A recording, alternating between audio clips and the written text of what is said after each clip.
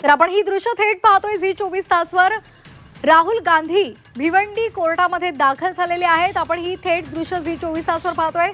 आज भिवंडी कोर्टामध्ये राहुल गांधी यांच्या एका खटल्यासंदर्भात सुनावणी होणार आहे आणि त्या संदर्भात जामीनदार नियुक्ती केली जाणार आहे आणि म्हणून आता भिवंडीच्या कोर्टामध्ये राहुल गांधी पोहोचलेले आहेत। आरएसएस मानहानी प्रकरणामध्ये भिवंडी कोर्टामध्ये आज सुनावणी आहे आणि त्या संदर्भात आज राहुल गांधी कोर्टासमक्ष दाखल झालेले आहेत आणि या संदर्भात आणखी कायदेशीर प्रक्रिया सुद्धा केली जाणार आहे। जामीनदाराची नेमणूक केली जाणार आहे।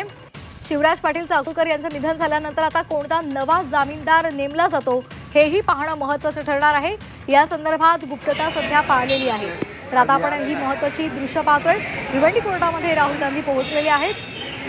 राहुल गांधी हे भिवंडीच्या कोर्टामध्ये दाखल झालेले आहेत। आज आरएसएस मानहानी प्रकरणामध्ये भिवंडी कोर्टामध्ये सुनावणी होणार आहे। त्यामध्ये याचिका जी दाखल केलेली आहे त्या संदर्भात ही सुनावणी पार पडणार आहे।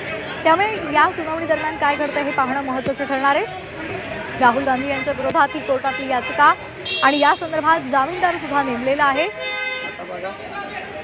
उमेश जाधव आमचे प्रतिनिधी आपल्यासोबत जोडले गेलेले आहेत। पाहूयात अधिकचे अपडेट्स।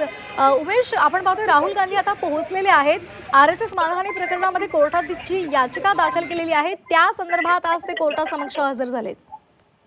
नक्कीच नुकताच या ठिकाणी राहुल गांधी यांचा ताफा भिवंडी कोर्टामध्ये दाखल झालेला आहे आणि भिवंडी न्यायालयामध्ये त्यांच्यावर खटला 2014 साली दाखल झाला होता।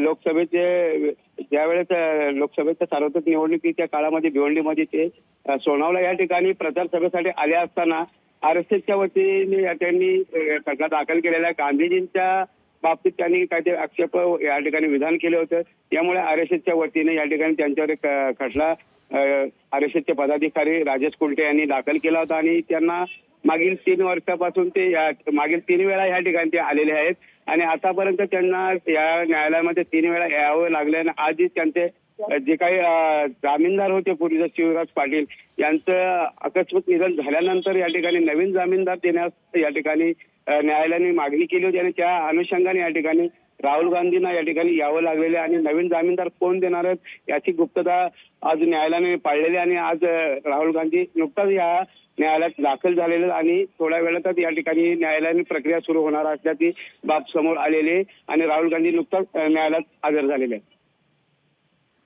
अगदी उमेश, तर राहुल गांधी आता कोर्टामध्ये दाखल झालेले आहे। साधारण किती वाजता या संपूर्ण प्रक्रियेला सुरुवात होणार आहे आणि त्याचबरोबर जामीनदार नेमका कोणता नेमला जातो या संदर्भात काही माहिती मिळाली आहे का? अजून तरी जामीनदार कोण नेमला जाणार अशा प्रकारची कुठलीही माहिती समोर आली नाही।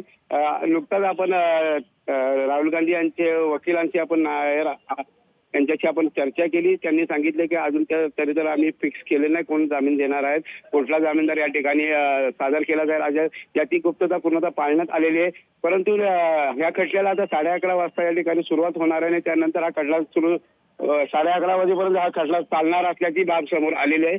आता किती वेळ लागणार आहे याची अजून काही या ठिकाणी पूर्णतः माहिती आपल्यापर्यंत पोहोचलेली नाही। परंतु नुकताच राहुल गांधी न्यायालयात हजर झालेत आणि पुढील न्यायालयीन प्रक्रियेला सुरुवात झालेली आहे।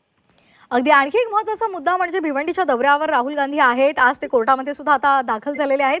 पण त्याचबरोबरीने जी महापौर निवडणूक जी झालेली आहे, भंडारामध्ये जे नवे महापौर नियुक्त झालेले आहेत त्या संदर्भात जी राजकीय समीकरण आहेत त्या संदर्भात राहुल गांधी सुद्धा काही भाष्य करतात का हेही पाहणं महत्त्वाचं आहे।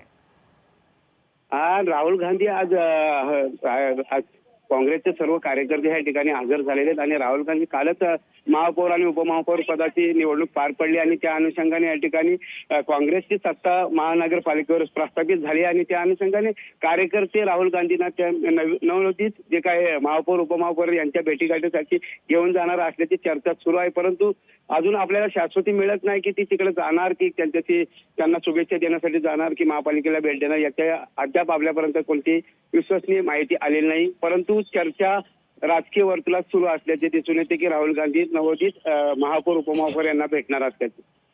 अगदी धन्यवाद आपण दिलेल्या या माहितीसाठी। त्यामुळे राहुल गांधी यांच्या या भिवंडी दौऱ्याकडे आता संपूर्ण राजकीय वर्तुळाचं लक्ष लागलेलं आहे। सध्या राहुल गांधी भिवंडी कोर्टामध्ये पोहोचलेले आहेत।